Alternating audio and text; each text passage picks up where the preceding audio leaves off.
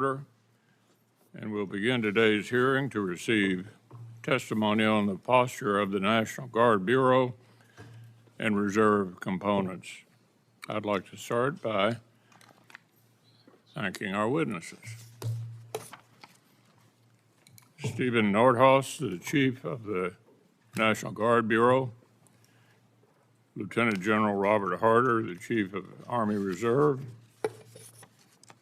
My understanding is that Vice Admiral Corps is unable to testify this morning due to an illness. We obviously hope she recovers quickly. Welcome Rear Admiral Luke Frost, Director, Reserve Warfare, Office of the Chief of Naval Operations, in her absence. Lieutenant General Lonnie Anderson, Commander of the Marine Forces Reserve, and Lieutenant General John Healy, the Chief of Air Force Reserves. Subcommittee is grateful for your service to our nation, and we look forward to hearing your candid testimony. Our discussion today will be oriented toward the President's budget request for fiscal year 2026. The exact details of the request have not been received yet, but the top line summary released by the Office of Management and Budget gives proponents of robust national defense plenty to be concerned about already. Annual top-line investment in the Department of Defense is a measure of our national will. It sends a message to allies and adversaries alike about the strength of our resolve, and it appears that the message of the coming year is one of weakness. Nobody in this room needs a reminder of how much the department relies on stable and predictable funding to drive the crucial functions of development, acquisitions, and procurement. Nor is anyone here naive to the increasingly coordinated forces that threaten to undermine U.S. interests around the world. But when we talk about the consequences of shortchanging our armed forces, we have to recognize that these effects are often compounding for the Guard and Reserve. And the harder we have to scrape for funding to meet unfunded requirements of the Department of Defense, the harder it'll be to support the growing needs of the Guard and Reserve. Despite playing an increasingly significant operational role, Guard and Reserve units still struggle to access top-of-the-line kit.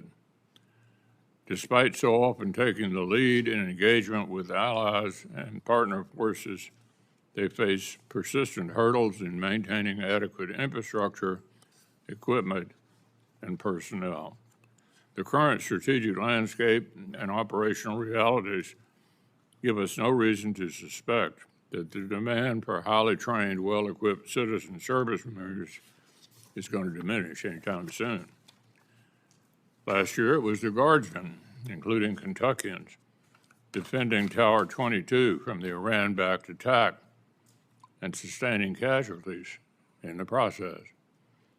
Adding new missions without adequate resourcing can strain Guard units' training calendars.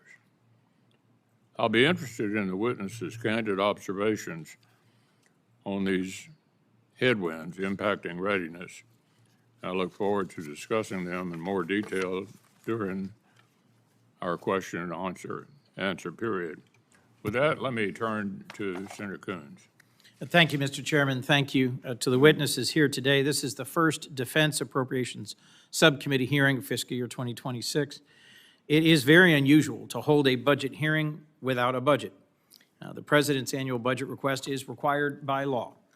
Understandably, it typically lags in the first year of any new administration, but the Department of Defense, I'm told, is not likely to submit its detailed budget materials until next month, which will make this one of the most delayed budgets ever. Meanwhile, our troops continue to operate under a full-year continuing resolution for the very first time in history. That legislation also cut billions of dollars in defense spending for the first time in recent memory. I should note the Senate was ready to end fiscal year 2025 in December, fiscal year 2025 appropriations in December. The Speaker refused, and the incoming administration did not object to a continuing resolution and its impact on DoD, which we warned about. So my message to my colleagues and the department is this: we need to stop making budget history. I firmly believe the chairman and I can craft a reasonable consensus defense appropriation bill with the help of our subcommittee members to provide what our troops need and deserve. Chairman McConnell and I see eye to eye about the challenges we face from Russia, China, DPRK, and Iran, on the importance of supporting and engaging with our allies around the world, on the need to strengthen innovation, invest in the defense base, and improve munitions production. I also firmly believe that Chair Collins and Vice Chair Murray can reach an agreement to fund the entire government in a responsible way. If others will put aside fringe ideas about unlimited presidential power and radical budget cuts. We have not yet really begun on our full-year budget process, but time is running out. We need accurate information from the department about its needs without OMB standing in your way. And we need a department willing to state publicly that continuing resolutions are harmful and unacceptable. We need a commitment from the executive branch to stop attacking our role and core functions, and a commitment from our colleagues to defend Congress's power of the purse. If we don't all step up to do these things, I fear we risk making more history for which we will not be judged well. I look forward to doing my part. Now to today's hearing on the Guard and Reserves. I'm a strong proponent of the Guard and Reserves. My own Delawareans serving across our state have done excellent work in service. It requires an extra level of commitment to keep one's civilian life and career going and to be ready and willing to drop all of it at any moment for your nation. For our part, Congress and this subcommittee must ensure each of the components testifying here today are trained, equipped, and ready to answer that call. This subcommittee has to ensure you are ready for a demanding conflict, especially in the Indo-Pacific, at the same time tending to domestic needs. We know the Southwest border deployments are taking more time and money, and I believe risk eating into readiness and training. I'm concerned our nation has crossed a red line by asking our military to serve effectively as law enforcement personnel domestically, something I will ask about during this hearing. Hurricane and wildfire season is also upon us, and I look forward to hearing from each of the witnesses about how you're balancing the demands, particularly the National Guard. I am concerned about the service's readiness and the 1-2 punch of cuts to your O&M accounts to pay for operations abroad and at the border, items normally covered in a supplemental, and the civilian hiring freeze and deferred resignation program. I understand your military technicians have been exempted from the hiring freeze, but OPM's requirement to personally approve every new civilian is creating significant hiring backlogs. I look forward to hearing how you're handling these. Last, about the state partnership program. As you know, General, one of my favorites. I think it is dollar for dollar one of the most effective ways we engage with the world. In closing, our country badly needs the Guard and Reserves to be fully equipped, fully trained, and part of the total force, and I look forward to doing my part to support you in that mission. I thank each of the witnesses for appearing before us, and thank you, Mr. Chairman, for your partnership. I look forward to this hearing. Thank you, Senator Coons. We'll ask each of our witnesses to deliver brief opening statements, and please speak clearly and into the microphone. And we'll try to limit that to 3 minutes. If you can pull that off, you get a promotion. So, General Nordhaus, let's begin with you. Chairman McConnell, Ranking Member Coons, and distinguished members of the subcommittee, thank you for the opportunity to be here today with my senior enlisted advisor, John Raines, to testify on behalf of 433,000 National Guardsmen and their families. The National Guard is combat-ready, cost-effective, experienced, and dual role, both state and federal, like no other force. As a primary combat reserve of the Army and the Air Force, the National Guard delivers unparalleled capacity with strategic depth. We represent 20% of the joint force at 4% of the budget. Since 1636, our unique force has served in every one of our nation's wars.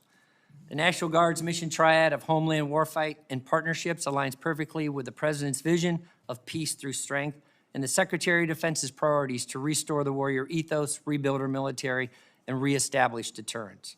In today's complex and dangerous strategic environment, your National Guard has 34,000 Guardsmen globally engaged, serving in every combatant command. We are building elite units with combat power to deter our adversaries and, when called upon, win our nation's wars. We will prioritize our warfighters, champion duty status reform, full-time support, military technician modernization, and improving medical access to build readiness. In the homeland, we operate 15 to 16 aerospace alert sites defending our skies.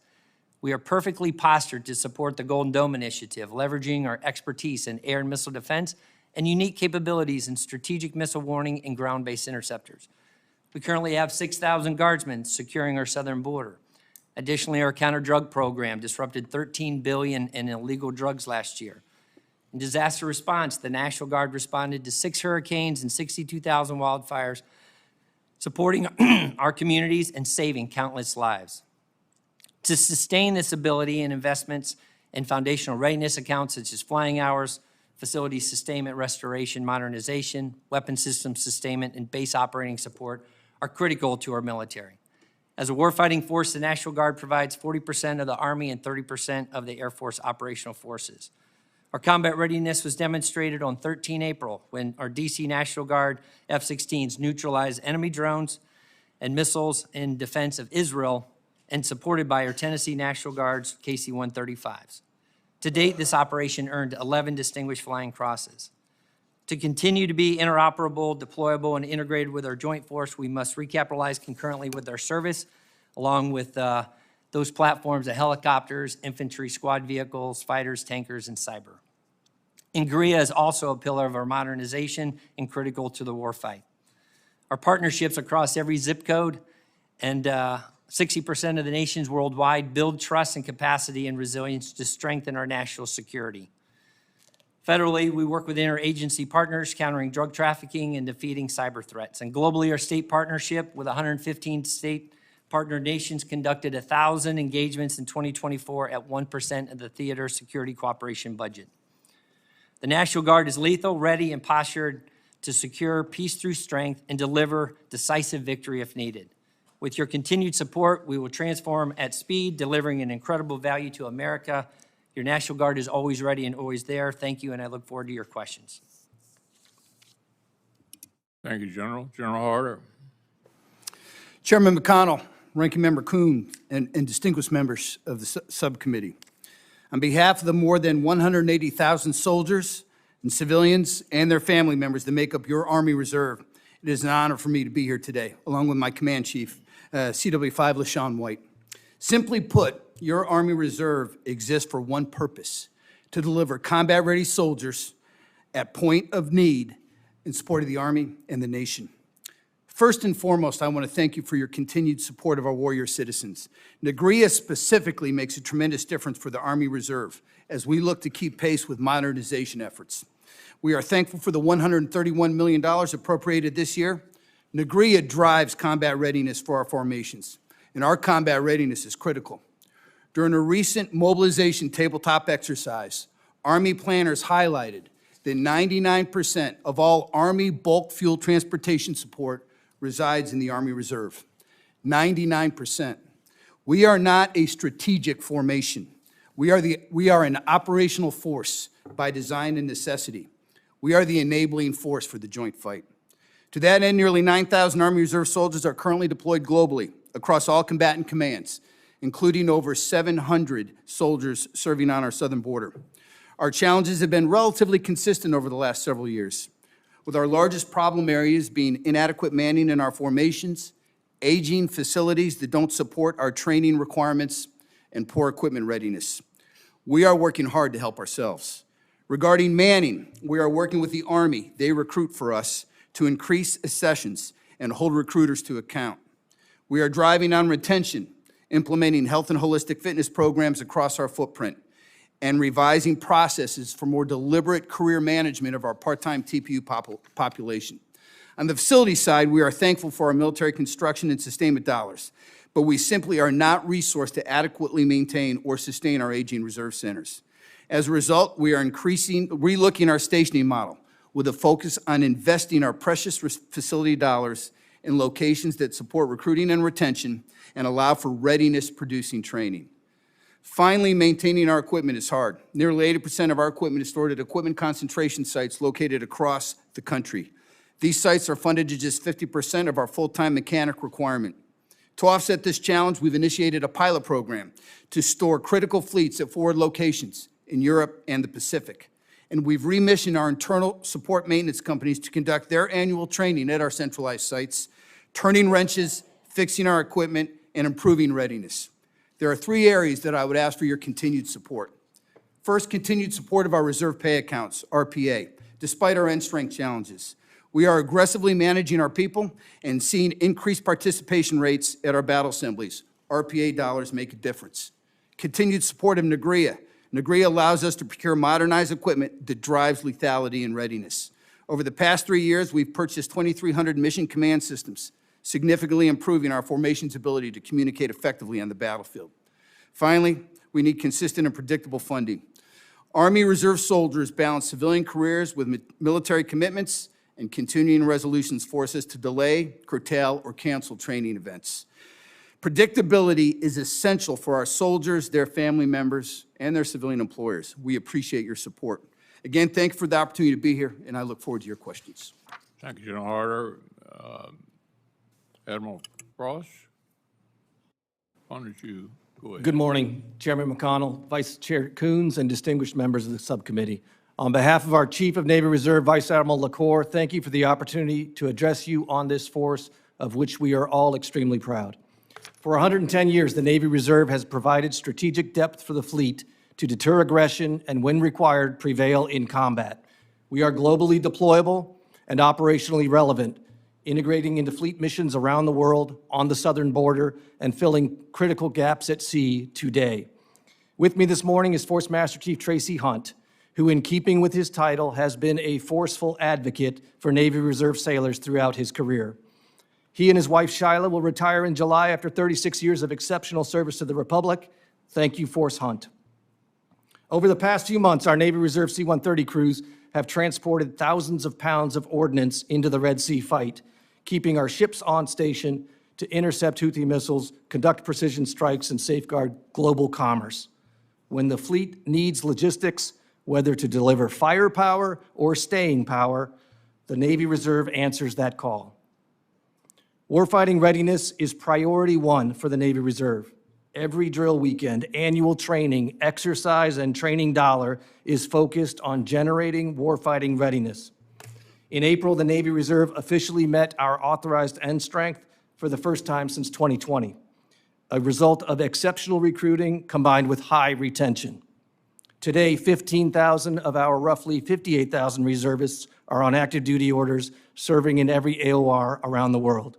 We deliver the Navy's intelligence and expeditionary combat capacity at half of the total force, and our Reserve Logistics Support Wing, flying C-40s and C-130s, operates 24/7, 365 in INDOPACOM, EUCOM, and CENTCOM.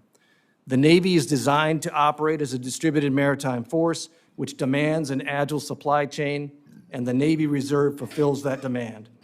As Admiral LaCour has shared with many of you individually, the C-130 Tango Hercules, operated exclusively by our reserve component, is the Navy's only long-range intra-theater organic airlift for oversized cargo. That capability is in high demand from our fleet commanders. Last year, Navy Reserve airlift transported more than 80,000 passengers and 20 million pounds of cargo, sustaining expeditionary and carrier strike groups in every theater, delivering dive and salvage teams, resupplying critical munitions, and providing vital repair parts to keep P-8s on patrol in the high north, to keep F-35s flying in the Pacific, and Aegis destroyers on station in the Red Sea. However, our fleet is aging and lacks the integrated survivability systems to operate in a contested environment. Recapitalizing with the KC-130J remains our #1 equipment priority to ensure we can effectively execute and sustain intra-theater logistics missions in persistent operations today, in 2027, and well beyond. We're grateful for the strong bipartisan alignment on that priority. Finally, NAGRIA is an essential appropriation as well for the Navy Reserve, and we are grateful for these high-impact dollars, but we need more.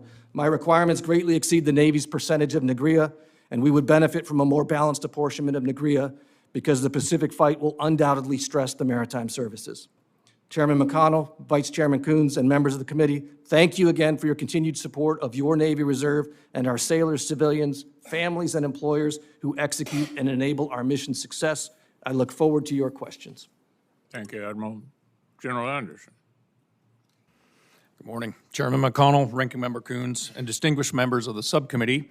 Thank you for the opportunity to testify on behalf of the Commandant of the Marine Corps about your Marine Corps Reserve. I'm honored to be here with my senior enlisted leader, Sergeant Major Edwin Mota, and my Command Master Chief, Mike Mussett, who's going to retire here after 32 years of service. The Marine Corps Reserve is a critical element of the total force, essential to meeting current operational demands while enabling the deliberate modernization of the active component. We serve as a scalable, ready force provider, reinforcing all three Marine Expeditionary Forces. We prioritize battalion-level deployments, but retain the flexibility to deploy smaller, mission-tailored elements to meet our emerging requirements. It has been a busy year since my last testimony.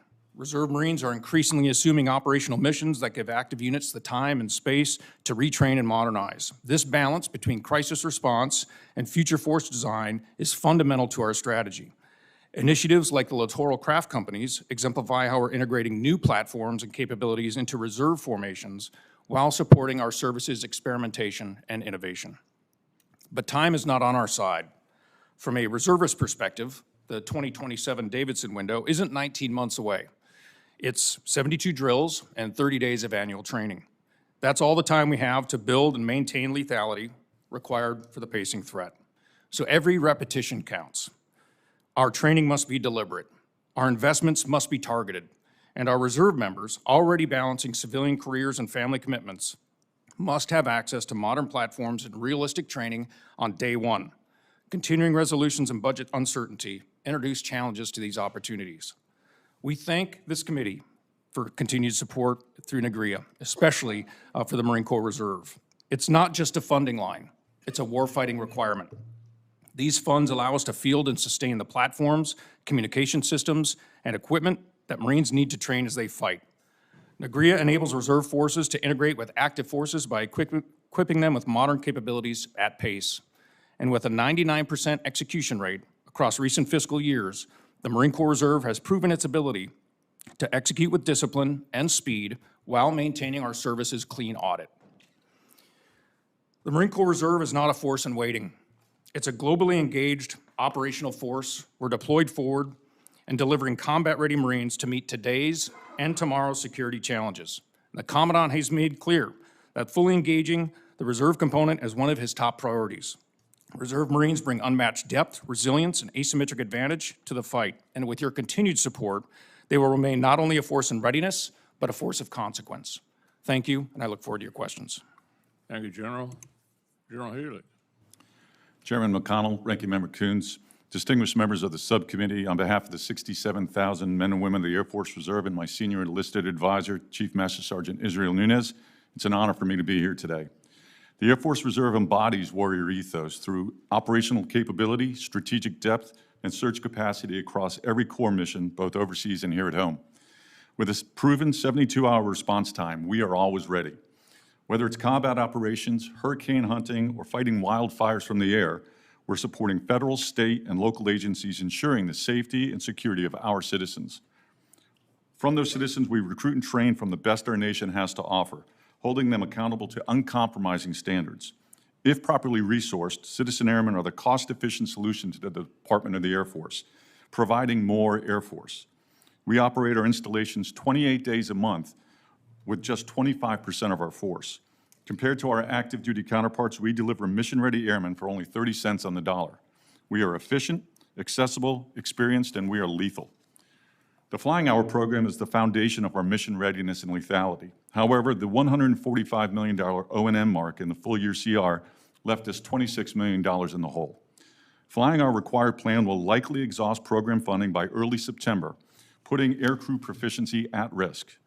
Our FY26 budget request outlines our Flying Hour requirements, fully trained, agile, combat-ready aircrew. The best operators obviously need the best equipment, so thank you for the $132 million of NAGRIA, but our readiness is still at risk. disproportionate Air Force Reserve legacy divestment without programmed recapitalization fails to provide equipment parity. By 2030, our CAF portfolio will decrease from a 20-year average of 9% of the total force to just 3%. This represents a 44% loss in operational surge capacity, sidelining the world's most experienced Title X fighter pilots. Concurrent and proportional fielding provides significant return on investment through affiliation and retention, but that is not happening. Modernizing platforms drives the DoD's competitive advantage to deter Chinese aggression.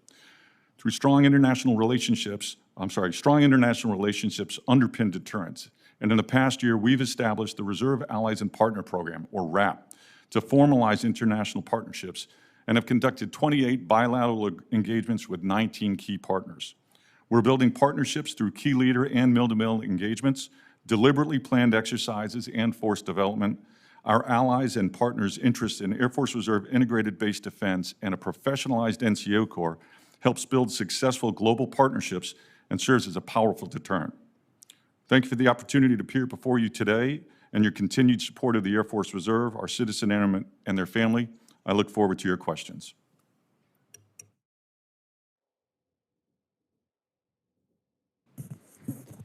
I recognize my promotion is temporary. Again, thank all of you for your presence today, and a number of you I have met with in my office before this hearing, and I'm grateful for those conversations. General Nordhaus and Lieutenant General Harter, the Army's recently announced Army Transformation Initiative.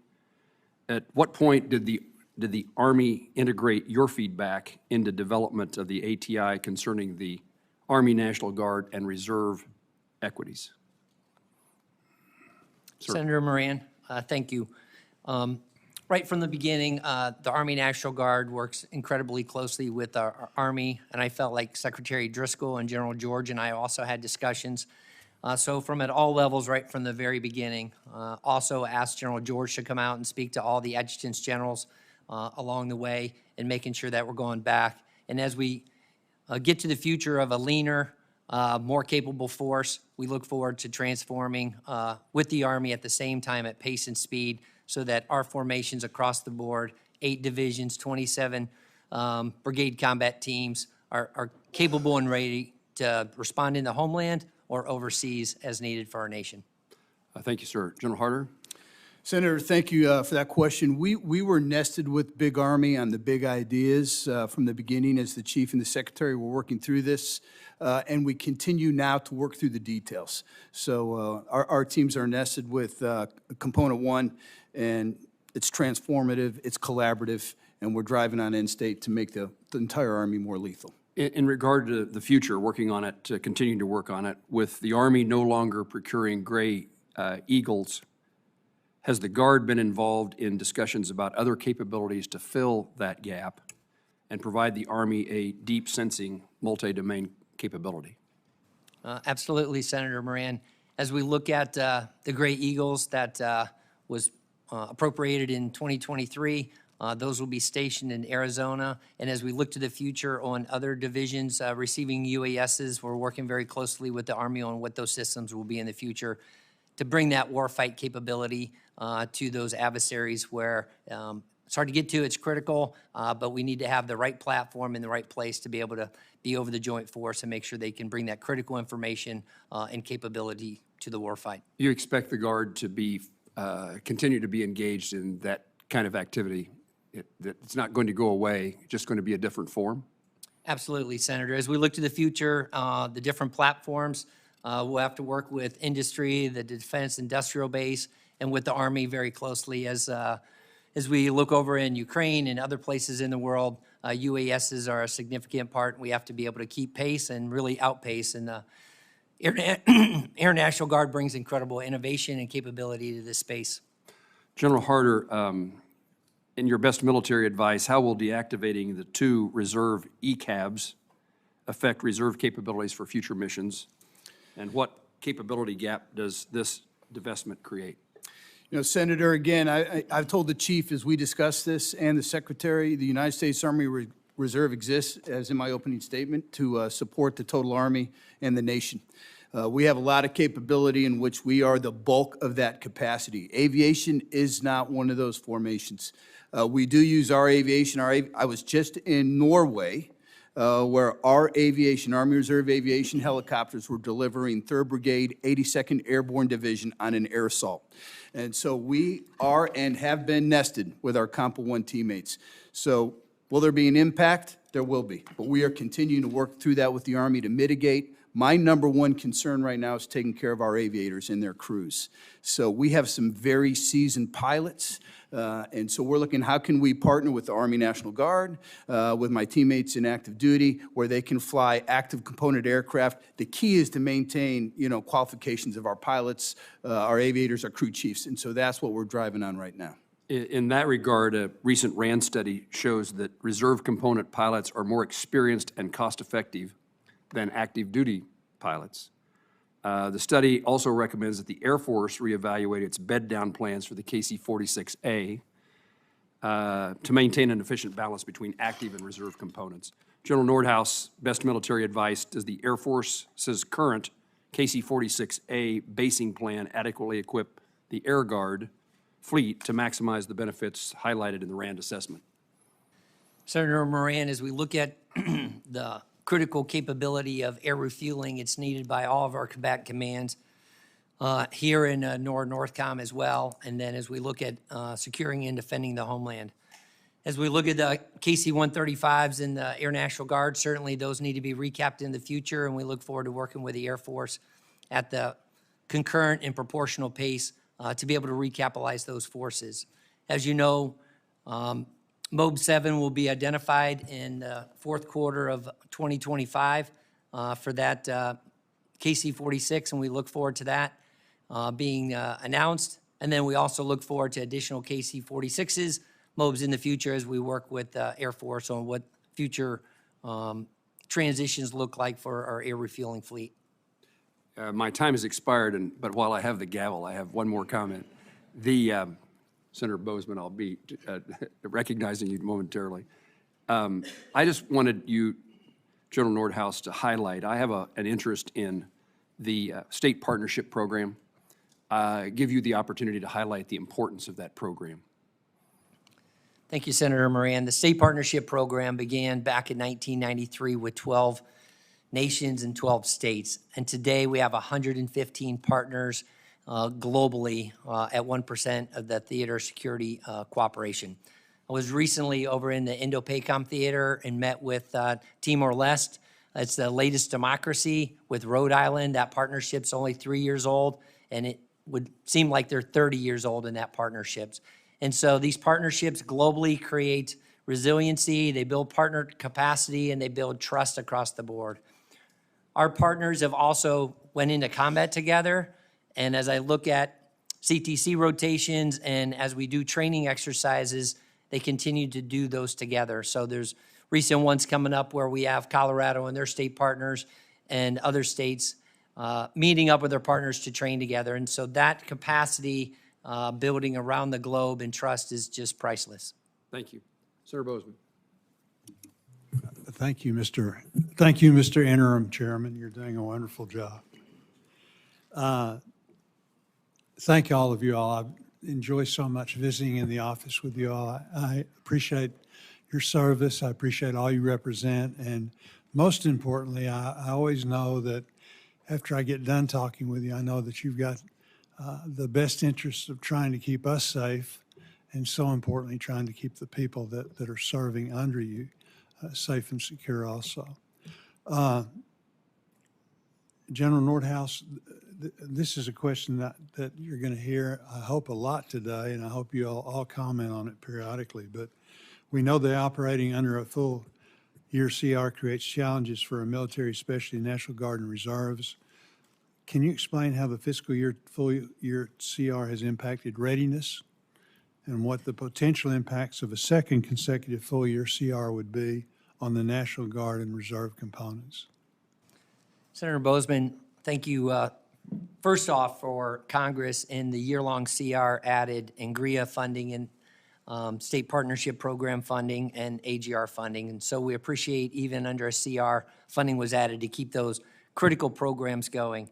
As we look at CRs, certainly any budget uncertainty creates challenges for the force as you look at what dollars are you going to have to be able to do exercises and training, what equipment are you going to be able to buy, and making sure that you can have our guardsmen ready to go as you go through the year. And so any fiscal challenges or uncertainty there can slow that down. And then as we get into the summer months, you have to, once the money comes in, then you got to accelerate to get that training done. We also have our guardsmen that are going to school and things like that, so it makes it more challenging. But the National Guard, 430,000 strong, always ready, and we're finding ways to mitigate that where we can to make sure that we maximize every dollar that Congress gives us to get after readiness and lethality. Very good. General Nordhaus, we are thankful for everything that the National Guard is doing to support the Joint Force and Arkansas. With the DoD focused on cost savings, the Guard offers a unique, cost-effective alternative to counter rising cost of the active force. Where do you believe the Guard's capabilities are not being fully utilized or overlooked in defense planning?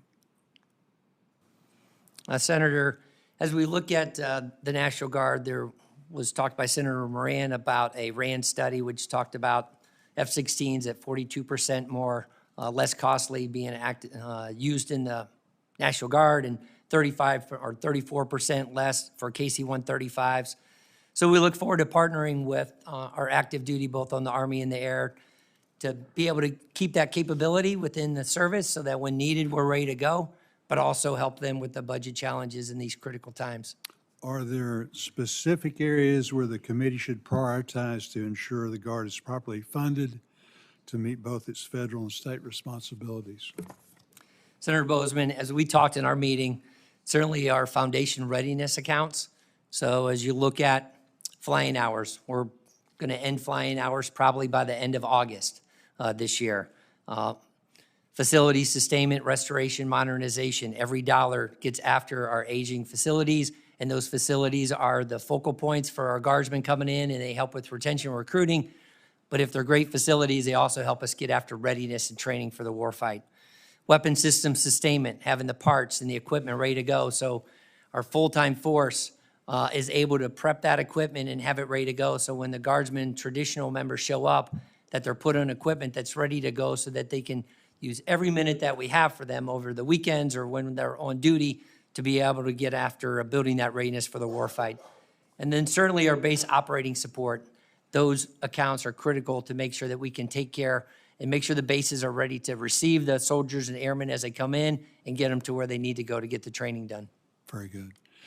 General Harter, we've discussed previously the Army Reserve's innovative use of funded reimbursable authority. It's clear you're thinking creatively about how to strengthen the Reserve's capabilities. Can you provide an update on how funded reimbursable authority is being used today and what challenges are limiting your ability to fully utilize this authority? Thank you, Senator. It was great meeting with you in your office, too. Thank you. We got a lot of great folks from Arkansas on our team. Tim Griffin was recently with us. I will tell you, funded reimbursable authority, right now we're focused on using it in our military intelligence community, and it drives incredible amounts of capability and readiness for our Compo 1 teammates. And I think the more authority we have to use that outside of just the military intelligence spectrum with all the other capabilities that we bring to the fight, it's a value training for our formations and it delivers capability for the nation. So we'll continue to pursue that. Very good. Thank you, Mr. Interim Chairman. Thank you, Senator Bozeman. General Healy, I didn't have a chance to ask you a question in the time allotted me.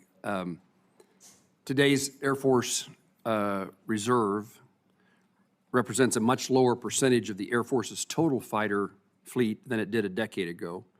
One proposal would maintain this fighter capacity is in the Air Reserve at the 442nd Fighter Wing by backfilling the current A-10 mission with F-15Es. In your best military advice, do you support that strategy? Thanks very much for the question, sir, and I appreciate you reaching out to your partners to the east with regard to this. I absolutely would support that. As in my opening statement, we are seeing a significant decrease in our fighter portfolio over the last 10 years. In addition to Whiteman scheduled to divest in 28, Davis-Monthan is scheduled to divest their A-10s prior to that. There's no planned recapitalization yet for the Moody A-10s.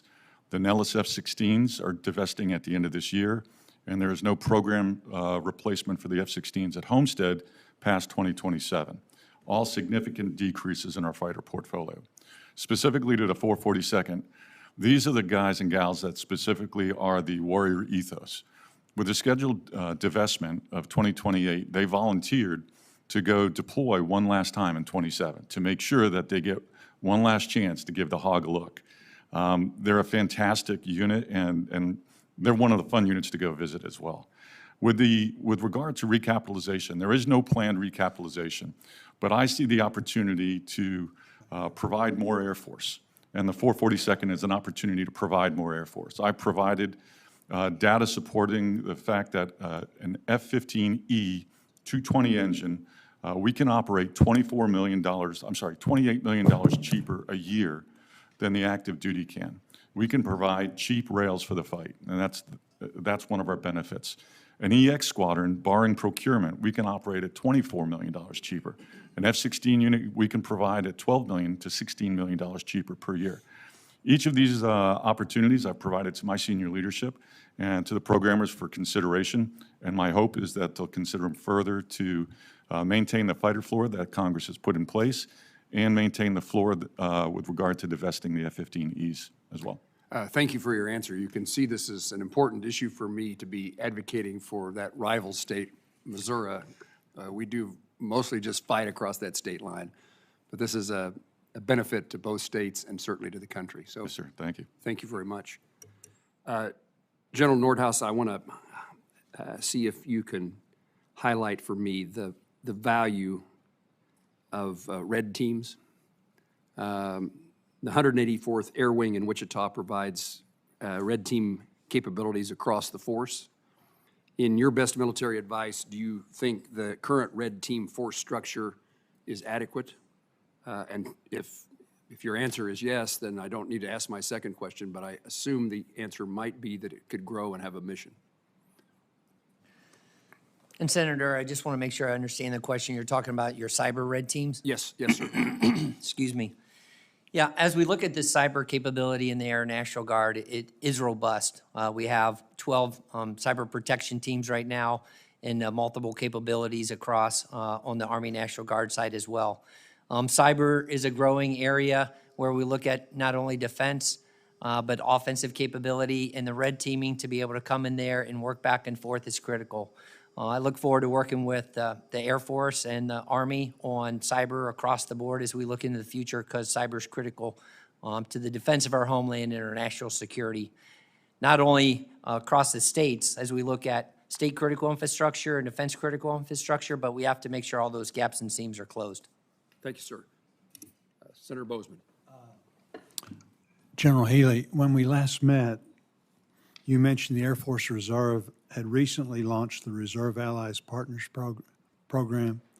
Could you share more about that effort and explain how the Air Force's Reserve Program differs from the National Guard State Partnership Program? Thanks, sir, for the question. First, I am envious of the State Partnership Program, and for quite a while we were looking at what could we do as an Air Force Reserve on par with that. We had noticed about 2 years ago that we were doing exercises with the British Royal Air Force Auxiliary doing aerovacs, but they were unplanned, they weren't deliberate exercises to emphasize our interoperability. Last year, during the preparatory for HACD, Representative Case from Hawaii asked me what my relationship was with the Philippine Reserves, and I told him we had none. Since that time, we've developed the Reserve Allied and Partners Program.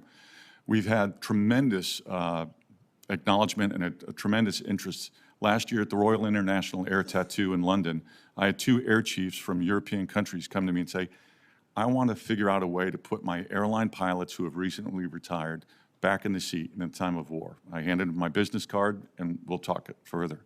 There's an overwhelming interest from countries in the Pacific on how do we do integrated defense logistics or leadership, IDLC, a course we run at Youngstown, Ohio, which is an advanced base defense course.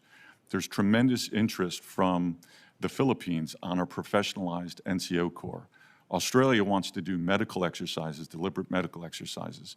Canada wants to do CE to CE. So that's essentially how we differ from the state partnership program. We provide, as I put it to the air chiefs when I meet with them, a virtual buffet of choices with regard to the entire Air Force Reserve in our portfolio. And what do they want to draw from that? Where do they want to gain experience understanding from that? We absolutely are looking at the successes that the state partnership program has had, and we're trying to take advantage of those to get up to speed as soon as we can. We've got no budget for it. It's out of hide, but with growth, we'll increase budget as well, sir. So is it appropriate to say which countries you'd like to target? Sir, typically what we're looking at is targeting larger air forces with established reserves. So interestingly enough, for instance, the Royal Air Force Reserve is only 3,000 people. But then my Air Force Reserve is actually bigger than the Royal Air Force. So we look at scales in terms of how we can work together. But specifically, we're trying to go to countries that have an established reserve already. Very good. Thank you, Mr. Chairman. Senator Bozeman, thank you. Starbase, I've taken an interest in, General Nordhaus. But following the CR, our fault, not yours, we've experienced these temporary closures of star bases, and that is troublesome to me. And again, we'll do everything we can one more time to make sure we don't have another continuing resolution. But how long, how can the current funding get this program through this fiscal year? What do you expect?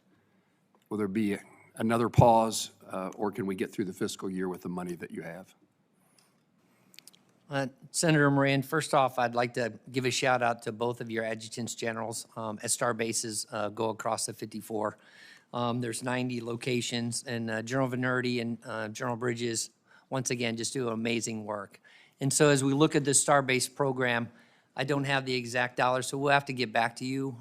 But I know how important those programs are, the STEM, and what they bring to the fight and to our youth as we get after building our youth so that they have those engineering and mathematical skills that we hopefully bring into the National Guard or to our armed forces so that we can have the best and the brightest and the most skilled, capable people to defend our homeland, respond in the homeland, and win our nation's wars if needed.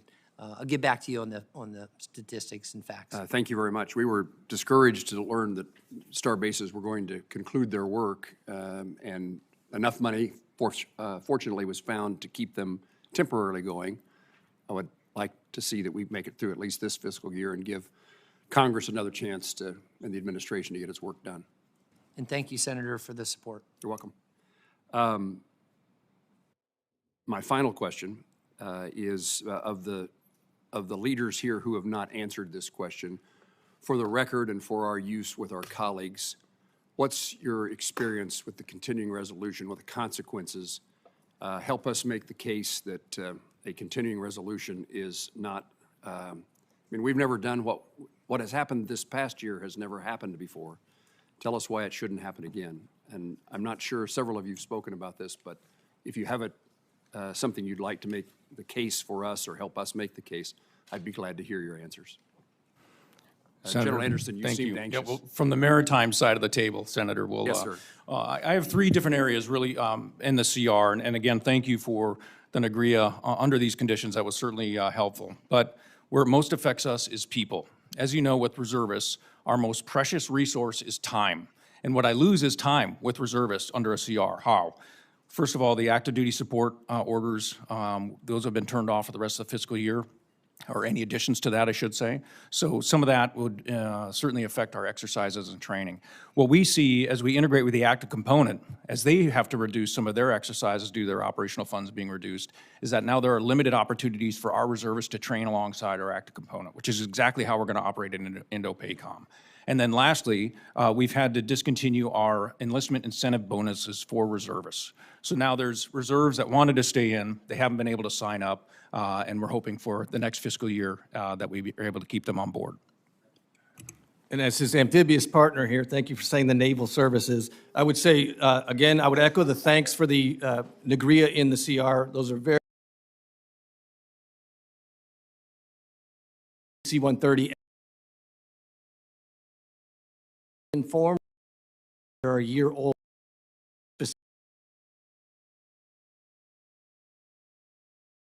When the committee made count when we were not executing strength, we're in a different situation now. We made end strength in April. We're going to end the fiscal year above authorized end strength, but within controls due to the success of our recruiting effort. And so that reality doesn't necessarily carry through in the process when we're taking a CR and carrying it forward, if that makes sense. Thank you. And Senator, for the Army Reserve, again, it's just like my teammates. It's our reserve pay accounts most affected. I think with the CR, it was about $186 million less than our president's budget submission. And so that affects cutting orders, soldiers that were scheduled to go to school, exercises, you know, all of that affects the predictability of our formation, which really is the most important piece for us. And if I could just share one thing to Senator Bozeman's point on partnership with reserve forces. So we do a lot of partnership.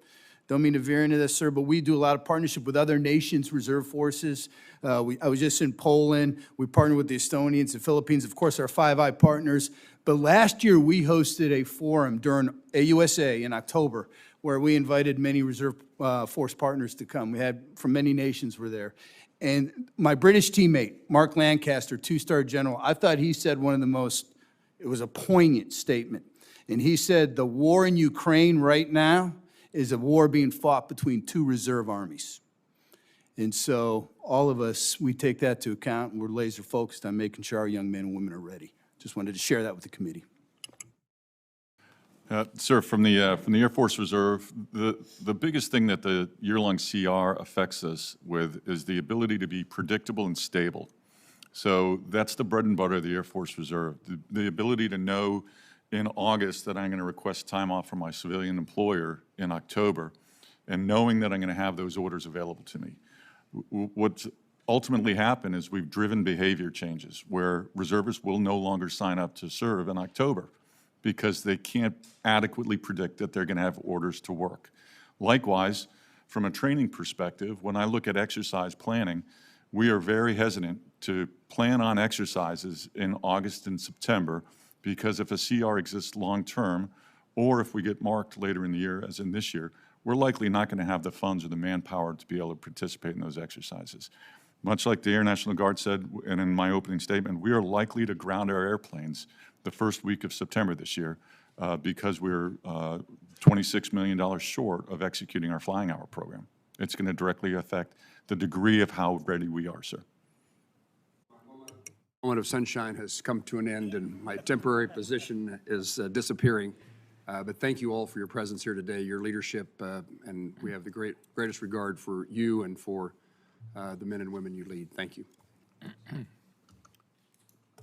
Senator Coons and I had a couple of votes, so I'm not quite sure where you all are, but let me address the things that I'm concerned about briefly.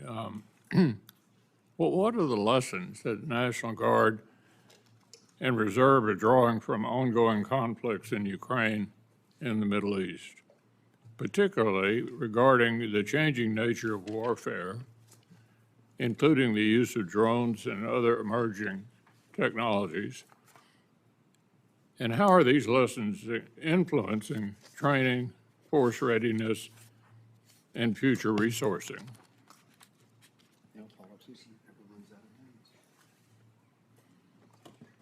Chairman General Nordhaus here. I'll start for the National Guard. Certainly, as we see the war in Ukraine, the use of drones, being leaner, lethal, more mobile, being able to take formations and maneuver them around and have the capability to take down threats from counter UAS and maintain air superiority in the future is going to be absolutely vital. So we continue to take those lessons learned on the Air National Guard and the Army National Guard side with our services and making sure that we're arm in arm, shoulder to shoulder with them as we modernize our force for the future for warfighting for adversaries under this new changing character of warfare. Senator, for the Army Reserve, we're really nested with Big Army. Obviously, as I said in my opening statement, we have the bulk of logistics and enabling capacity for the United States Army and the Joint Force. So when you saw Russia grind to a halt in the opening days of that, it was sustainment. It was their logistics. They had no logistics tail. So we are driving hard on making sure our exercises are integrated with our Compo 1 teammates. Here in June, I'll be doing an exercise at NTC, kind of in support of an active duty formation, one of my brigades will. And the Army is implementing all the lessons learned with drones, ubiquitous sensing, dispersion. The Army units that are surviving at our national training centers, it's back to the basics. It's overhead cover. It's just making sure you disperse. It's reducing your electromagnetic signature. So those lessons are absolutely being pushed into the Army. It's why the chief is driving on transformation and ATI. Well, General Harter, a little closer to home, I've got, just like my colleagues have probably, significant defense facilities in Kentucky. Fort Knox, for example, is home to the Army Reserve Aviation Command, the headquarters for all aviation assets within the Army Reserve. What specific impacts will the ATI restructuring plans have on Army Reserve Aviation Command at Fort Knox? So Senator, or Chairman, we are still working through that with the Army on the reducing our 2 ECABs, Expeditionary Combat Aviation Brigades, one of which is headquartered along with the ARAC headquarters at Fort Knox. We're assessing the impact and looking at what rotary aircraft we may retain in the Army Reserve. But I can tell you at Fort Knox, the Army Reserve is investing. In addition to the ARAC, we have a 2-star training command headquarters. I have another 1-star training command headquarters. I have one of my equipment concentration sites. So we are looking to better maximize the training opportunities that Fort Knox provides for the Army Reserve. And I'd be happy to follow up with your team on exactly what the impact is of the aviation restructure. Senator Coons. Thank you, Chairman. Let me start with a question about the State Partnership Program, if I might, General Nordhaus. You know I've long been an enthusiastic supporter. You mentioned 115 nations around the world. In my view, the proof of concept of the State Partnership Program is best exemplified by the California National Guard Ukraine partnership that goes back, I think, to 1993. I had the opportunity to visit Ukraine in 2016. Obviously, they were engaged in active combat in the Donbass, but the transformation of the Ukrainian military from a Soviet style to a NATO style, US style, I think was significantly facilitated by that partnership. Do I misunderstand? Am I correct? Senator Coons, I would completely agree with your statement. And we're seeing that across the board where our partnerships, it starts mill to mill, but then goes mill to civ and civ to civ. And so it builds these trust partnerships, it builds partner capacity, and it builds resiliency not only with their nation, but we learn from each of these countries as well. We bring that innovation spirit back to our formations, and it makes us stronger all the way across the board. Are you going to receive funding through this CR, FY25 CR, in time to prepare for summer exercises that are relevant to these particular missions? Senator, I do want to thank Congress. In this year-long CR, we were able to receive funding for our state partnership program, so thank you very much. We are putting it to good use. We are short a little bit, as I have states that are looking in the Indo-PACOM theater to do exercises, and so we're pulling together and trying to mitigate those impacts. State of Washington is working with 2 of their partners to put on an exercise. I think we're going to be able to figure out how to do it, but we look the growth of the state partnership continues to be robust. This year, we're adding 9. And so as we look to the future, funding of the state partnership to match the slow and steady growth, I think is very critical to that. We're seeing nations continue to want to partner, and we're seeing states continue to put in and apply for these partnerships. And they're very robust, and they really fight. And I probably get most consternation from the adjutants generals when they're not selected for, a state. But we have an incredible, transparent, and repeatable process in selecting, and we work with not only OSD, but Office Secretary of Defense, but also the State Department and the COCOMs to make sure we match up the right partners with the right states. And I have visited deployed units of National Guard from 6 different states in the field, from Latvia to Djibouti.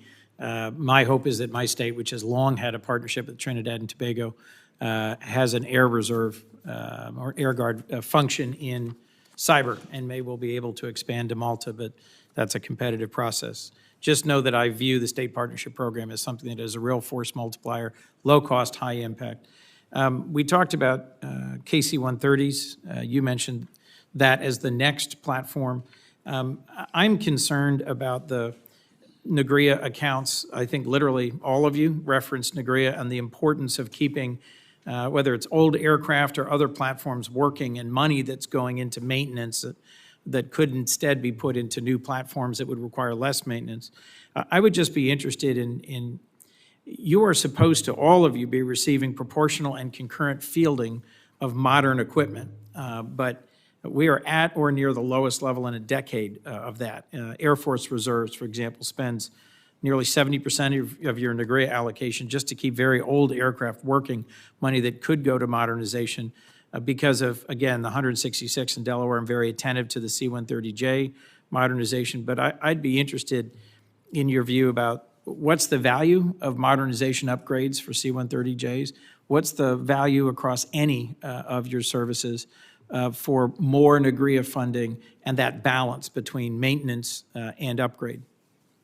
I'll start with General Nordhaus and then move to Lieutenant General Harter and then move to Lieutenant General Healy, if we might. I could see interest.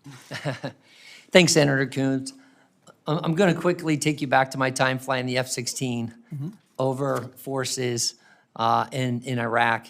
And so I'm over the top, and without NGRIA, I wouldn't have a Lightning pod that I could have used to save lives on the ground. I wouldn't have had the engine in the jet to give me the thrust capable to meet and defeat threats.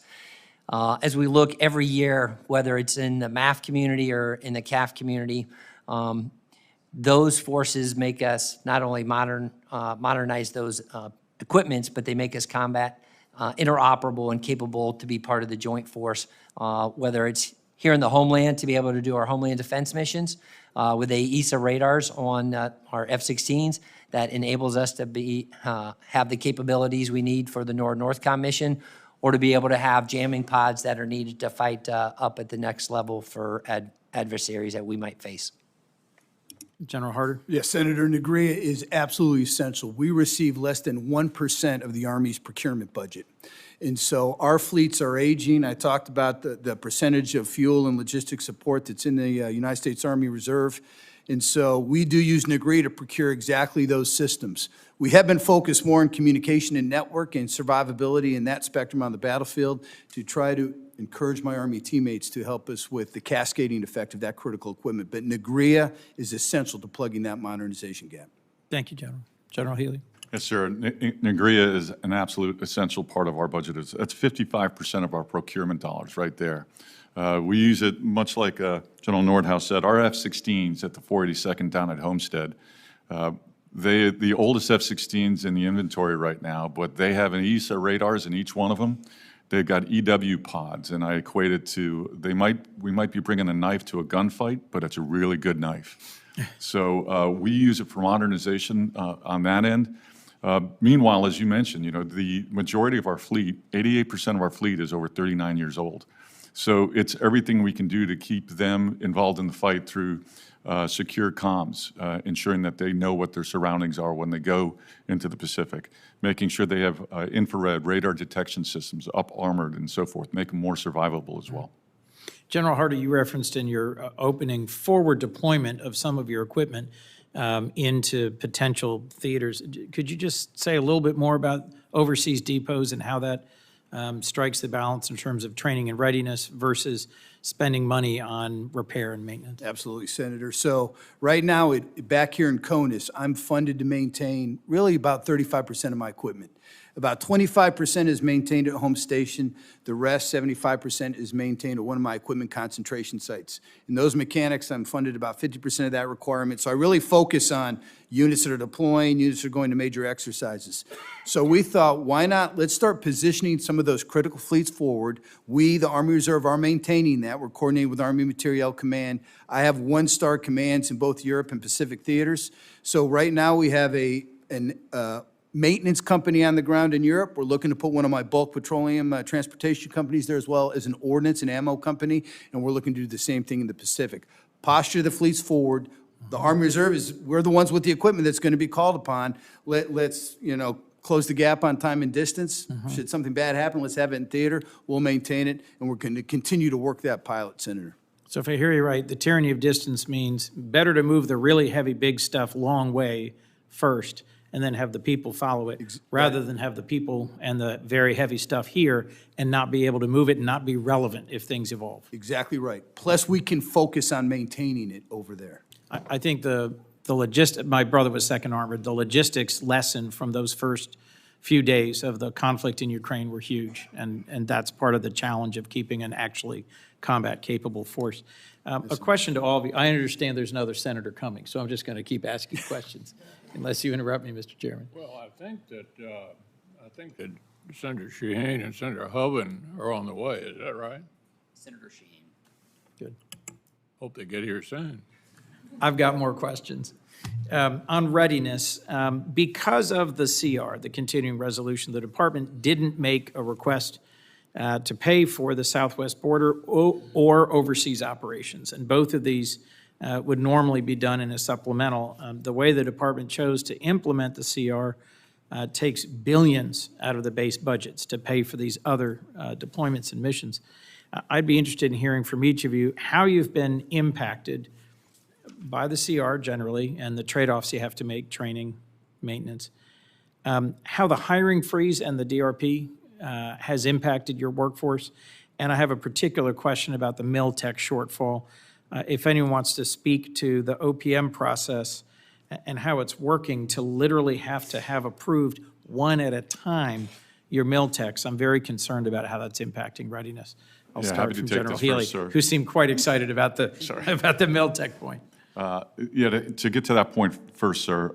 So we currently, as I mentioned in my opening statement, 28 days of the month, our full-time force is 25%, and that's what mans our bases, to keep the lights on. They're also the instructors, the evaluators.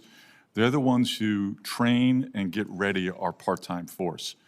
Through normal movement, they are scheduled to move around the country into new positions, a PCS, a permanent change of station. Part of that is considered a new hire. So they apply for the job and they go. Of the 440 people that were caught in this, dual status technicians during the hiring freeze, they were considered civilians, can't move, can't hire them into the new positions, even though they were existing dual status technicians already. On April 2nd, it was identified as a major impasse to us, and they were universally exempted from DRP. Since then, of the 440, we've gotten 21 through OPM and into USA Jobs. And the direct effect on readiness is, as I stated, these are the instructors, the evaluators, the people that teach our traditional reservists how to get ready for the future deployments. So we will see an impact in the beginning of 27 or 26-1, or the first half of 26, and the second half of 26 with the readiness state of our deployers going out the door, sir. As you well know, I suspect Dover Air Force Base has both a active duty and a reserve component. They're absolutely critical to mission readiness out of Dover. I would benefit from some direct input to me, if possible, in response to my questions about how this OPM choke point is impacting Dover and impacting your units elsewhere, so that I could be constructive in offering some input to OPM and DoD broadly about how this is impacting training readiness deployments. I'll take that for the record, sir. I'll get back. Thank you. Anyone else want to speak up about the MilTech challenge, or more broadly, training readiness, and in particular, the DRP? Yes, Senator. So I'll engage the DRP, just an anecdotal point, but I bet all my teammates have the exact same challenge, and it relates to your question and comment about the hiring freeze. So, for example, at one of my formations forward in Europe, I had an office, a finance office that supports a bunch of Army soldiers. For context, the Army Reserve has about 11,000 civilians, 7,000 military technicians, 4,000 Department of the Army civilians. The finance office had 4 people in it, 3 civilians and a military. All 3 civilians took the DRP. So now I've got 1 soldier there trying to support what's going on. Then you have the hiring freeze, and you're trying to work through the authorities to backfill those positions. John laid it out well. As far as the continuing resolution, the challenge for the Army Reserve is when you have your funded last year's dollars, it's orders, It's cutting those orders for soldiers. We've curtailed exercises that we're doing this year. Schools get impacted. And right now, we're trying to figure out how to make sure we can pay all our soldiers for their statutory battle assemblies in September. So we're churning through that. We're looking for, programming authorities through the Army. But it creates a lot of turbulence, and predictability is the most important thing for an Army Reserve soldier. Senator Coons, thanks for the question. As was discussed by my teammates here, our military technicians are the lifeblood, those full-timers that are prepping everything, getting everything ready to go, whether it's on a flight line or facilities, to be able to get the equipment ready. And so anytime there's any pause or disruption in the hiring, it's going to impact readiness. So we've worked incredibly hard through the department to open that up and get that moving as fast as we can. We have had some success, but it does impact our readiness and lethality. And so we look forward to getting that back to full speed for hiring. And then on the CR, certainly consistent funding as we think about planning and exercising into the future and into the summer months, having the dollars early so that we can plan and predict where we're going to go, where we're going to exercise. And that includes the exercise we do with our state partners across the board. I'm going to ask you a last question, General Nordhaus, if I might, while Senator Shaheen settles in. I recently read DHS is requesting 20,000 guardsmen for interior immigration enforcement. It seems clear to me that it's important that there not be any crossing of the line between the Guard's role and domestic law enforcement. The Guard does not train for domestic law enforcement, is that correct? We have military police, security police, and we have over the years trained for in support of law enforcement if we get called to do the mission set. How are you going to ensure that guardsmen deployed understand the legal environment they're operating in and the restrictions that may impose on their conduct? Senator, if you look at Presidential Inauguration 60 or 59, anytime our folks get called up to a mission to support, those are all things that we go through. What are the rules for the use of force? What's the legalities, law? What mission sets are they going to be on? What equipment do they need to be able to do the mission set? So we're very focused through the adjutants generals to make sure that they have the training and they're being put on missions that they can support and do following the Constitution, the law, and any policy or guidance that's laid out to them. Thank you, General. Senator. Okay, Senator Shaheen, I think you're the last one coming. Well, Go right thank ahead. you, Chair McConnell and Ranking Member Coons, and thank you for continuing the questioning so I could get here. Good morning. Thank you to all of our people testifying this morning. General Nordhaus, I want to again thank you for coming to New Hampshire to see the 157th at Pease. As you know, they do an excellent job. And one of the things that we discussed on that trip and on other occasions has been the ongoing logistic composite model, the LCOM study of Pease and other operations around the country to take a look at releveling. And as you heard from us loud and clear at Pease, that would affect the 157th's ability to support TRANSCOM. There would be about 12 positions for maintenance that would be threatened that would have an impact on the ability to keep that KC-46 fleet up and operating. And we're very proud of that as the first Air Guard in the country to get the KC-46. So can you give me an update on the status of the LCOM study and when you hope that to come out and what might be the end point of the study?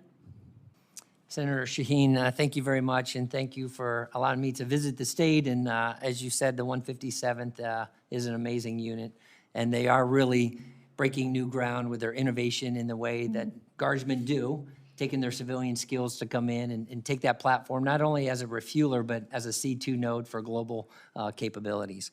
It was also great to see the incredible passion that the airmen up at the 157th have about this mission set. I did talk to General Pierak just yesterday, making sure that we continue looking at the LCOM and the update. What I received was that the Air National Guard has extended the temporaries all the way out through the end of fiscal year FY26. As they do this study, that the site visits have been completed, now they're in the hard part of doing all the analysis. I think that's going to take a couple months as they get through that and work through it. But we know that we're focused on getting to the right outcomes there. General Pierak said once that comes, he'll make sure I get an outbrief from it, and then we'll come brief your team, ma'am. Well, thank you. I really appreciate that. And it goes without saying that any information that you need from the 157th and New Hampshire, we are ready to provide whatever you need. And ma'am, I will highlight that your team also has a few folks on ADOS orders doing the test with our Air National Guard, Air Force Reserve Test Center, and that's adding to the test capability of what the KC-46 does that will Great. benefit the entire platform and fleet into the future. Well, thank you. That's nice to hear. One of the other issues that we have discussed is that the National Guard has dealt differently with sexual assault than the uniform or the regular military. And I know that a number of us who have served on the Armed Services Committee thought that when we were passing some of the changes to address sexual assault in the military, that also affected the Guard. And what we've learned is that it hasn't provided the same kind of changes in the Guard that we thought it had provided for everyone. So, as I understand, sexual assault response coordinators and victim advocates are supposed to cover gaps in victim support due to the lack of full-time resources, and that the Army National Guard brigades are required to be assigned a full-time SARC and SAPRA VA, but no additional full-time positions or resources have been assigned to New Hampshire's Army National Guard. Sadly, we have had some allegations of sexual assault in the Guard. They have been investigated. But can you tell me, is the National Guard Bureau planning to send additional full-time resources to states to fulfill the regulatory requirements and to address the elimination of some of these positions? First, Senator, thank you very much. The National Guard has zero tolerance. They know that from me all the way down through both of our directors and the adjutants generals. And so we take this very serious, that everybody will be treated with dignity and respect, and our service members that are war fighters, they need to prep and be ready to go, and we got to take care of them. The Independent Review Commission had some due outs from that, and we have 70% of those complete. We'll have the rest of those complete by the end of the FY. Our prevention workforce is 85% filled out across the National Guard. We look forward to continuing that and get to 100% as soon as possible. And as you know, we also have the Office of Complex Investigations. And our progress in there has been really good to make sure our cases aren't going on. They're under 150 days. We've really made significant progress in that and making sure that we're focused on taking care of our service members. I will take a look across the board and make sure that every resource that we can get out to take care of this and make sure that we have zero tolerance and we eliminate sexual assault from our National Guard. I'll take that and do everything I can. Well, thank you. I really appreciate that. And I know that I'm sure this committee and the Senate Armed Services Committee stand ready to be helpful in any way that we can. If there are any additional authorizations or if there are particular resources that you need from us, I hope you will share that with us.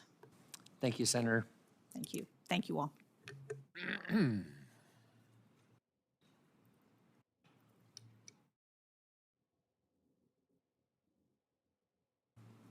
We are waiting for her. I need to leave shortly, and is Senator Mikowski? We understand she is en route. Looks like we have one more senator heading this way. Let me just say, when Senator Mikowski finishes, if there are no further questions, senators have 1 week to submit additional questions for the subcommittee's official hearing record. We request for a response from our witnesses within 30 days after that. And We'll stand in recess after Senator Murkowski finishes up. While we wait for Senator Murkowski, Rear Admiral Frost, you referenced, if I recall correctly, hitting your end strength and having particularly successful recruitment and retention. That's been a challenge across many different branches for different reasons for many years. Why have you seen particularly successful recruitment and retention? I appreciate the question. First of all, I think we took ownership of the recruiting mission for our prior service part of the force, which is 2/3 of our force, and that has really made a difference. We stood up under the Navy Recruiting Reserve Command, 5 designated reserve talent acquisition groups that have gotten after that problem ourselves, and I think ownership makes a difference, and we've done it. We're also 5 years into a transformation effort across our force as a resource sponsor to shift from what has been an operational support mission over the last 2 decades of the global war on terror to great power competition and to prepare for 2027. And I think that relentless focus on mission and warfighting readiness is important and resonates in the force as well, and we've seen extremely high retention. If I could take just a second as well to mention your logistics tie to Ukraine. I think that's really important for the Navy Reserve, and the same challenges that you've seen in that relatively compressed battle space. If you consider the Pacific and what we're going to face there, that's what really underscores the importance of us recapitalizing to KC-130Js that are going to double our sortie rate, that are going to pump gas twice as fast to customers on the wing, that are going to triple our footprint that those individual aircraft can cover, and then push 8 times the gas into the fight. That is going to allow us to cover that dispersed battle space, so that's something really important for us to get after, so I appreciate your support on that. Senator Ricketts and I just traveled to the Philippines and Taiwan together, and probably the most impactful day we had was flying in a P-8 over the West Philippine Sea and seeing the breadth of that actively contested space, and then working through the difference between logistics on the ground, where your resupply is coming from Poland right into Ukraine as opposed to your resupply coming from half a world away. Absolutely. Aerial logistics were born in the Pacific, really, in World War II. And the 5 days after Pearl Harbor is when a Navy reservist named Dutch Schildhauer established the Naval Air Transport Service that becomes the Military Air Transport Service that frankly evolves into TRANSCOM. So that was an extremely astute observation, sir. Thank you. Senator Coons, if I could, I got to, along with my shipmate here, mission and purpose is what keeps our reserve forces in. And as we have 12% of our Marines deployed forward, our reservists today, including Indo-PACOM. So there's a good chance you saw some of our Marine reserves over there in the fight. And I think that's how we're able to keep the numbers where we are. I'm actually 500 over the NDAA requirement this year. So Marine Corps Reserve is doing exceptionally well. Great problem to have. Yes, sir, it is. I don't mean to delay Senator Murkowski. I'm just enjoying myself here. So, thank you, Senator Coons. I appreciate that. And gentlemen, thank you for your leadership. Thank you for being here today. I had an opportunity to have direct conversations with several of you. I appreciate that. We are forever grateful for the leadership that you provide. Certainly the Reserve and the Guard forces are so very important to the security of our country. We certainly see the value and the benefit and are appreciative every day in my state where we see crucial operations performed daily. This is everything from the aerial refueling for the fighter jets that are up there pushing back on those Russian bombers off the coast. The search and rescue missions, of course, which are so key, the 24/7 radar operations. We see the value every day. So I'm just very grateful and thankful for that. General Nordhaus, let me begin with you. We had a chance to talk about the program element code leveling. And where we were last year on this, recognizing that we were able to increase AGR positions across the Air Guard in the FY25 NDAA.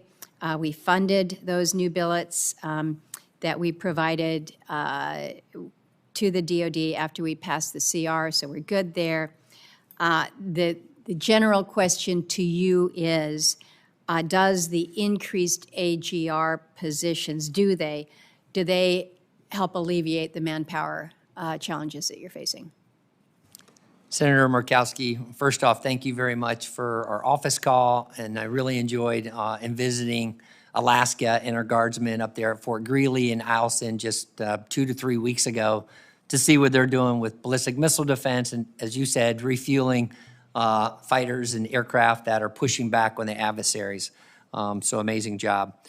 Thank you very much for the AGRs and the NDA 25 that helps get after a large portion of requirements that we have on not only operational, but the training piece. Every AGR that we have gets after building training and readiness for our guardsmen, for the warfight, and for the homeland response that you see. So we appreciate that, but as always, every AGR that you give us is a big bang for the buck and increases not only that person's readiness for warfighting, but units of readiness across the board because they are the guardsman or service member that is working through the month to make sure the equipment and the facilities and the training plans and the exercise is set to go so that when our guardsmen show up, they can get right after the training needed to be able to be ready for the warfight. Well, we want to make sure that the numbers are where you need them. Yes, ma'am. And know that we're committed to that. I wanted to ask you another question, and this relates to the effort, the legislative proposal that would compel our guardsmen to transfer into the active duty Space Force. This was a proposal that was largely adopted last year during the NDAA. Air Force has argued that establishing a Space National Guard doesn't make any sense. I respectfully disagree with that. For a host of different reasons, I recognize that, but one of the things that we hear from Air Force is this perceived cost of establishing a Space National Guard. When we talk to the National Guard Bureau, they estimate that standing up 14 units across 7 states only costs $250,000. Now, it's a pretty modest investment, but then when you look to the potential loss of expertise, if you have guardsmen that choose to move on rather than be forcibly transferred, I think you have to factor that in. Rebuilding capability is significant. We're told, and this is a recent survey, March survey by the National Guard Association reinforces that only 8% of Air National Guardsmen currently serving in space missions expressed any interest in transferring to the active duty Space Force. So you mentioned that you were up in Greeley. I'm going to have an opportunity to be out there next week. I'm hoping to get out to Clear pretty soon as well. But this is an issue that I'm hearing folks talk about up north. And so can you share with me your perspective on a Space National Guard and the cost benefits of moving Air Guardsmen to space? Thank you, Senator, for the question. I was a previous AF Space Commander for SpaceCom in my previous role, so I intrinsically know the space demand and understand it's not a benign environment. Also, as a channel of communication from the adjutants generals and from the governors, they are support of maintaining their space mission. The National Guard has been conducting the space mission for over 30 years, as you know, with the 14 units from ballistic missile defense to space warning, space control, and we have 60% of the electronic warfare. And looking into the future, I'm excited for the National Guard, and I think we're perfectly postured to support the Golden Dome Initiative as we already do the Homeland Defense mission on multiple things, and I look forward to working with General Gutlein. We are currently executing the congressional mandate to transfer the space units, and we are focused to ensure that there is no loss of mission capability while we're taking care of our space professionals. I do look forward to working with the new secretary under his vision for space as we go into the future. I did talk to General Pierak yesterday and got the same figure, which is about $250,000, which would be really changing some name tapes and heraldry to keep the space mission in the National Guard. Well, it just seems to me that there are ways that we can do this, and some ways that are going to be more complicated and perhaps more expensive, and we're able to keep good people where they want to be, or we can make it more challenging. Last question, and this is directed to you, General Harter. We were able to talk about the National Guard and Reserve Equipment Appropriations account. I made the observation that sometimes when you are not actually able to be your own advocate for your own budget, that sometimes it might feel like there is a shortfall, or perhaps you are second in line, maybe even beyond second in line. And I get that, and I want to make sure that that you have the resources, the modernization effort that others have, that you're not kind of left behind here. We expect you to be able to be ready to deploy right alongside our active duty forces. So given what you have detailed to me about the increasing demands on the Army Reserves, can you share the prioritization that you think has to happen when it comes to the modernization efforts as we're considering our FY26 approach? No, thank you, Senator. It was great to see you yesterday. Talk a little bit about Alaska, but it is your Army Reserve again delivers 70 to 80, sometimes 90% of the logistics, sustainment, enabling capacity, not only for the Army, but for the total joint force. We currently have 1% of the procurement budget. So the NGREA dollars that are allocated are absolutely critical. We continue to prioritize our equipment fielding, especially engineer equipment, logistics equipment, tankers. We prioritize that through the Army. We work with the Army on getting a bigger piece of their modernization effort. It's all about risk to the total force. I'm not delivering fuel to myself. I'm not purifying water for the Army Reserve. That's not why I exist. And so, again, we will continue to advocate for more NGREA, and we will continue to appreciate your support as we continue to try to modernize and keep pace with the total force. Yeah. Well, Mr. Chairman, you know, we focus so much on those that we're actually able to see, that are out there executing the mission, and we forget that jet doesn't get up in the air without the fuel. And how does the fuel get there? It's kind of like, how do the lights turn on around here, right? We forget about all that. We cannot forget about that. We have to make sure that when we're talking about our budgets, we make sure that it's executed fully throughout the line here. Thank you so much. I have overextended my time, and I know our panelists have been here for a period, and just, again, appreciate the leadership and the opportunity to raise some issues. Thank you. Thank you, Senator Murkowski. Thank you to all of our witnesses. Thank you for your service, and appreciate your testimony today. And with that, this hearing is adjourned.